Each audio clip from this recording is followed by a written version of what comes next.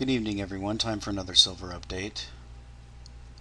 This is probably going to end up being a series of articles because I've had so many people ask me to deal with the silver article on FOFOA's blogspot, Costada's silver forum. So I'm going to go ahead and deal with that article line by line, and we're going to examine that together.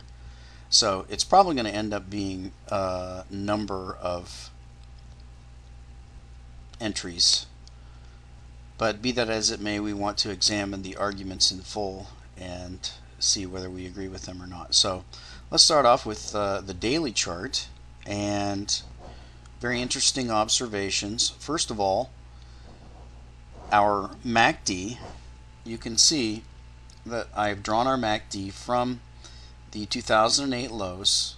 Now you will note that the actual low point in 2008 was in price here was not the actual low point in the MACD. So the MACD actually bottomed before the price bottomed, but eventually we got a rally from that.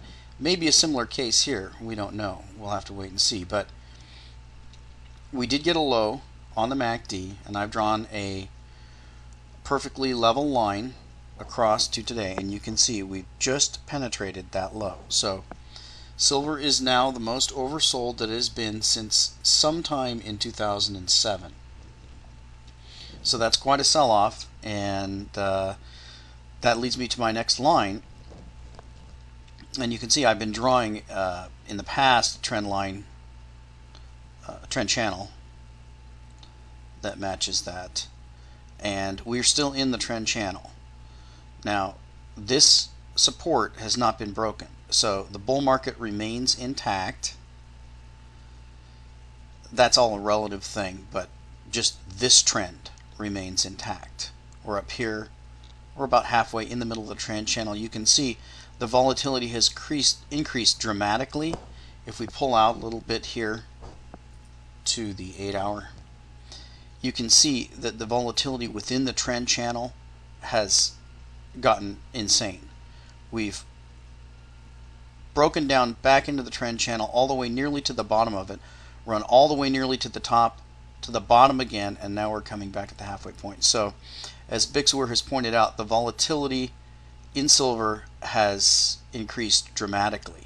You can compare by the prices here. If you look over here where we were at similar prices in early March, or even back here in January and February, these moves look like micro moves, maybe some decent sized ones here, but compared to these moves that we're now seeing, it's a whole nother different level of volatility. So our trend channel is still intact, and we're coming to a critical point here.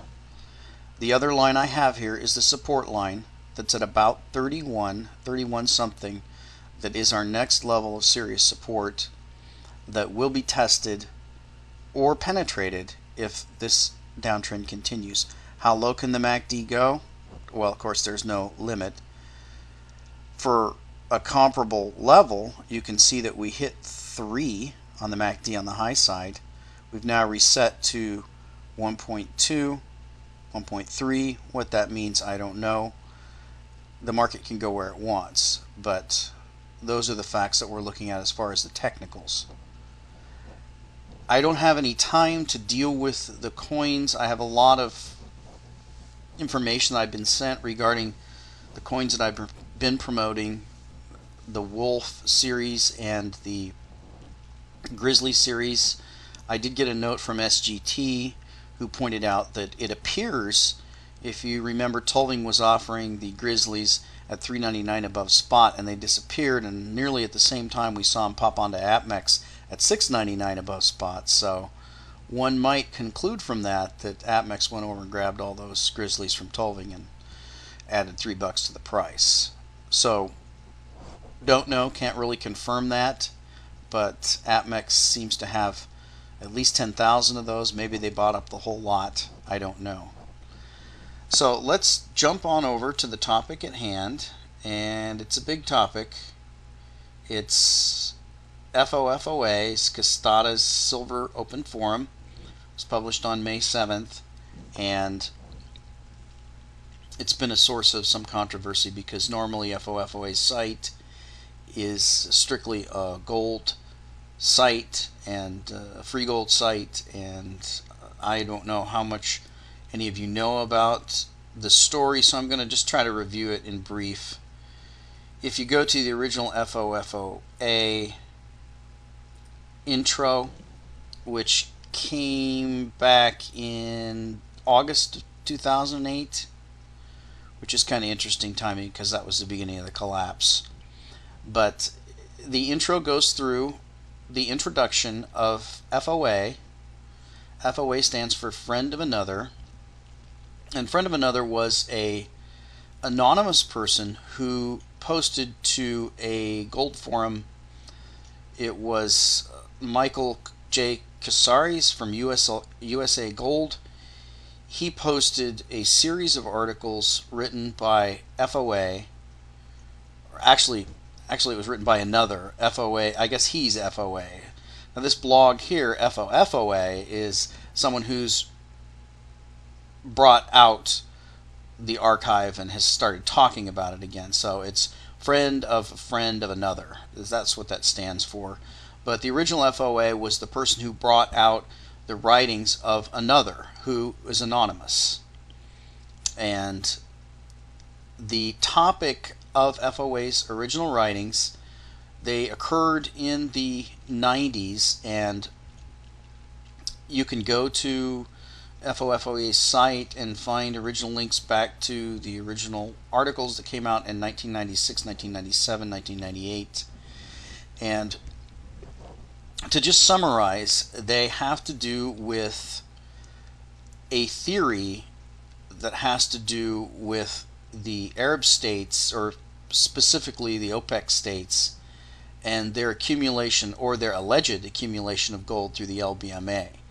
And to understand that, if you really want to understand it, you probably want to jump over to my other channel, which is Conspiracy Nation, and I have my extra normal series that extra normal video that I did there called the Petrodollar Explained. And it's a conversation between Lincoln and Washington where they go through an explanation of the history of the United States and the creation of the petrodollar standard and how that works. If you really want to understand the details of it, jump on over and watch that video. I've got a link on my channel. If you go to my main channel, you can click down here where I have under About Me, I have a link to Conspiracy Nation, so you can jump over and watch that video. But just to summarize really briefly, after Nixon took the United States off the gold standard, which was the last vestige of the Bretton Woods system, the world's currencies went to a free-floating exchange system where they would only be valued in terms of each other.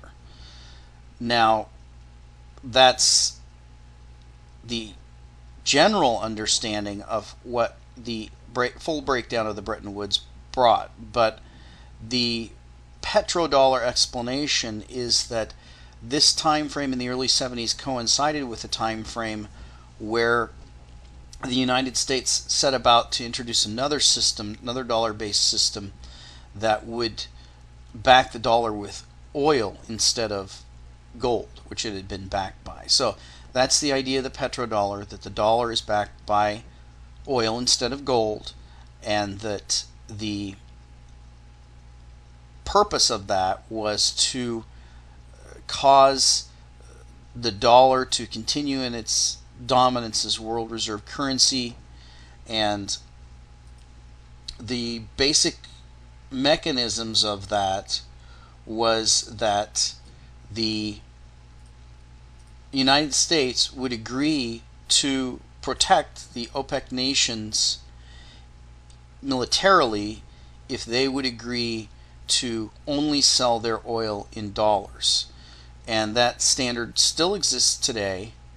The consortium of oil states, the OPEC states, those states today still on the WTI Texas crude contract or the light sweet trade out of Britain, you can only purchase those barrels of oil for dollars. So in other words, the upshot is that if you want to buy oil, if any country in the world to this day, if you want to purchase a barrel of oil, you have to buy dollars first, and then you can buy your oil. So this idea was to create what would be considered artificial demand for the dollar, but it's I think the term is seigniorage. It's the idea that the world reserve currency has a beneficial position as opposed to other nations, has an advantage in trading compared to other nations, because the United States, in this case, the nation that controls the world reserve currency, gets to benefit a number of ways. One, by having a larger number of outstanding amounts of the currency floating around in the world that it can issue, and therefore makes it wealthier in that way, but also has the power to devalue that currency through the process of inflation, and therefore create a type of tax on the nations that use it. So if we force all the nations to use our currency, and then as we devalue our currency, we're essentially taxing all the nations. So that's what my video explains, that's on Conspiracy Nation, and you might want to listen to that to try to understand the mechanisms of the petrodollar. But let's segue into FOFOA's point. Now, what the point that FOA originally brought out was that by observing a series of transactions in 1997 or so, it says here the LBMA published its daily clearing volume for the first time in January 1977. It rocked the tight-knit world of international gold traders and analysts. So what he's alleging is that essentially the members of the OPEC states, the agreement was that, I didn't cover this, but the agreement was, of course, that they would receive a large amount of dollars for the oil that would only be sold in dollars, and then they would reinvest those dollars back into financial instruments in the United States. So, of course, what could you do? If you had dollars, you're going to have to reinvest them back in the issuing country. So that created a tremendous demand for U.S. treasuries and U.S. stocks, which we know that the OPEC members had enormous positions in. Of course, in 2008, some of the sheiks took tremendous baths in those, and it's gone on through the years. But what FOA was alleging that another had brought out is that in secret, these oil states, because they did not trust the arrangement, were actually accumulating gold secretly, and that was done with the knowledge of the petrodollar controllers in the United States and the LBMA. And we can speculate all the conspiracy theories about who runs everything. That's a whole other issue. But the theory of FOA is that the United States made an agreement with the OPEC nations that they would be able to accumulate gold to protect themselves from the ultimate devaluation of the dollar, because if they're taking paper for their oil, then if the paper is reneged upon, then obviously they have nothing. So whether it was because they were deciding to back out and weren't comfortable with the arrangement, or whether it was because there could be a number of reasons of how this thing came about, whether they threatened things, or we don't know. And we only know that this is just speculation from an anonymous person. But it makes some sense that the Arabs would try to protect themselves by, or I'm sorry, not the Arabs, but OPEC nations would try to protect themselves by getting something other than fiat dollars, which the United States has sole control over and could obviously print to oblivion. So that's the theory behind FOA. Now, the article on FOFOA is Costada's Silver Open Forum, where he goes into a lot of issues that we've been dealing with silver. And I'm going to break this up because I'm going to have to examine this article line by line. But I wanted you to understand the theory of FOA and FOFOA so you could understand his approach and where he's coming from. And I will take that up in part 2, and we'll talk to you next time.